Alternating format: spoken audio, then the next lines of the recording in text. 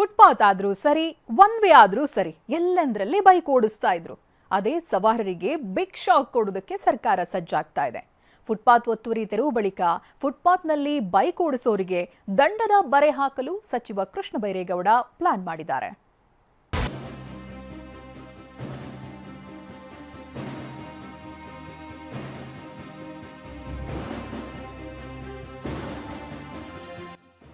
ಯಾರ ಭಯವೂ ಇಲ್ಲ, ಜನರಿಗೆ ತೊಂದರೆ ಆಗ್ತಿದೆ ಅನ್ನೋ ಅರಿವೂ ಇಲ್ಲ.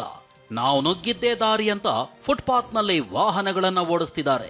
ಇದೇ ಫುಟ್ಪಾತ್ ಶೂರರಿಗೆ ಬಿಗ್ ಶಾಕ್ ಕೊಡಲು ಸರ್ಕಾರ ಸಜ್ಜಾಗ್ತಿದೆ.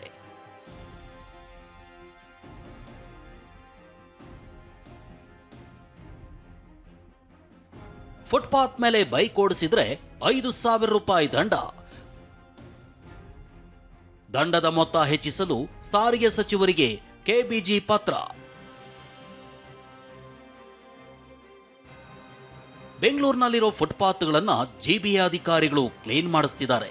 ಯಾರ ಮುಲಾಜಿಗೂ ಜಗ್ಗದೆ ಬೆಂಗಳೂರು ನಗರಾಭಿವೃದ್ಧಿ ಸಚಿವ ಕೃಷ್ಣ ಬೈರೇಗೌಡ ಒತ್ತುವರಿ ತೆರವು ಮಾಡಿಸ್ತಿದ್ದಾರೆ.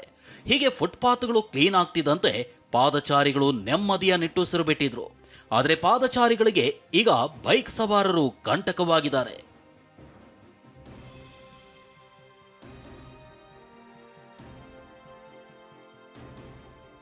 ಹೌದು, ಬೆಂಗಳೂರಿನಲ್ಲಿ ಫುಟ್ಪಾತ್ನಲ್ಲಿ ಬೈಕ್ ಓಡಿಸುವವರ ಸಂಖ್ಯೆ ಹೆಚ್ಚಾಗ್ತಿದೆ. ಫುಡ್ ಡೆಲಿವರಿ ಬಾಯ್ಗಳು ನಂಬರ್ ಇಲ್ಲದ ಎಲೆಕ್ಟ್ರಿಕ್ ಸ್ಕೂಟರ್ಗಳನ್ನು ಎಲ್ಲಂದರಲ್ಲೇ ನುಗ್ಗಿಸ್ತಿದ್ದಾರೆ. ಈ ಸಂಬಂಧ TV9 ಕೂಡ ಈ ಹಿಂದೆ ರಿಯಾಲಿಟಿ ಚೆಕ್ ನಡೆಸಿತ್ತು. ಸರ್ಕಾರದ ಕಣ್ಣು ತೆರೆಸೋ ಕೆಲಸ ಮಾಡಿತು. ಇದರ ಇಂಪ್ಯಾಕ್ಟ್ ಎಂಬಂತೆ ಸಚಿವ ಕೃಷ್ಣ ಬೈರೇಗೌಡ ಅಲರ್ಟ್ ಆಗಿದ್ದಾರೆ. ಫುಟ್ಪಾತ್ ಮೇಲೆ ಬೈಕ್ ಓಡಿಸೋರಿಗೆ ಬಿಸಿ ಮುಟ್ಟಿಸಲು ಮುಂದಾಗಿದ್ದಾರೆ.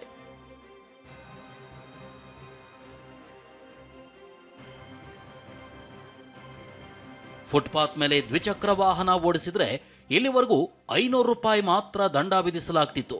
ಜಸ್ಟ್ 500 ರೂಪಾಯಿ ಅಷ್ಟೇ ಅಲ್ವಾ ಅಂತ ಹಲವರು ರೂಲ್ಸ್ ಬ್ರೇಕ್ ಮಾಡ್ತಿದ್ರು. ಆದರೆ ಇದೇ ದಂಡದ ಮೊತ್ತವನ್ನ ಬರೋಬ್ಬರಿ 5,000ಕ್ಕೆ ಏರಿಕೆ ಮಾಡಲು ಸಚಿವರು ಪ್ಲಾನ್ ಮಾಡಿದ್ದಾರೆ. ಫುಟ್ಪಾತ್ ಮೇಲೆ ಬೈಕ್ ಓಡಿಸಿದ್ರೆ 5,000 ದಂಡ ವಿಧಿಸಲು ಸರ್ಕಾರ ಸಜ್ಜಾಗ್ತಿದೆ. ಸದ್ಯ ದಂಡದ ಮೊತ್ತ 500 ರೂಪಾಯಿ ಮಾತ್ರ ಇದೆ. ಇದನ್ನ 5,000ಕ್ಕೆ ಏರಿಸಿ ಅಂತ ಸಾರಿಗೆ ಸಚಿವ ಬೈರತಿ ಸುರೇಶ್ ಅವರಿಗೆ ಕೃಷ್ಣ ಬೈರೇಗೌಡ ಪತ್ರ ಬರೆದಿದ್ದಾರೆ.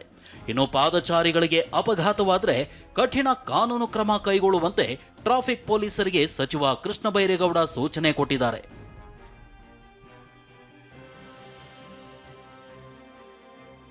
ಬೆಂಗಳೂರಿನ ಫುಟ್ಪಾತ್ಗಳು ಪಾದಚಾರಿಗಳಿಗೆ ಮುಕ್ತವಾಗಬೇಕು ಅಂತ ಸದ್ಯ ತೆರವು ಕಾರ್ಯ ಮಾಡಿಸ್ತಿರೋ ಸಚಿವರು ಪೊಲೀಸ್ ಅಧಿಕಾರಿಗಳ ಜೊತೆಯಲ್ಲೂ ಸಭೆ ನಡೆಸಿದ್ರು. ಸಭೆಯಲ್ಲಿ ಬೈಕ್ ಸವಾರರ ಬಗ್ಗೆನೂ ಚರ್ಚೆಯಾಗಿದ್ದು, ಫುಟ್ಪಾತ್ನಲ್ಲಿ ವಾಹನ ಓಡಿಸೋರಿಗೂ ದಂಡದ ಬಿಸಿ ಮುಟ್ಟಿಸಲು ನಿರ್ಧರಿಸಲಾಗಿದೆ.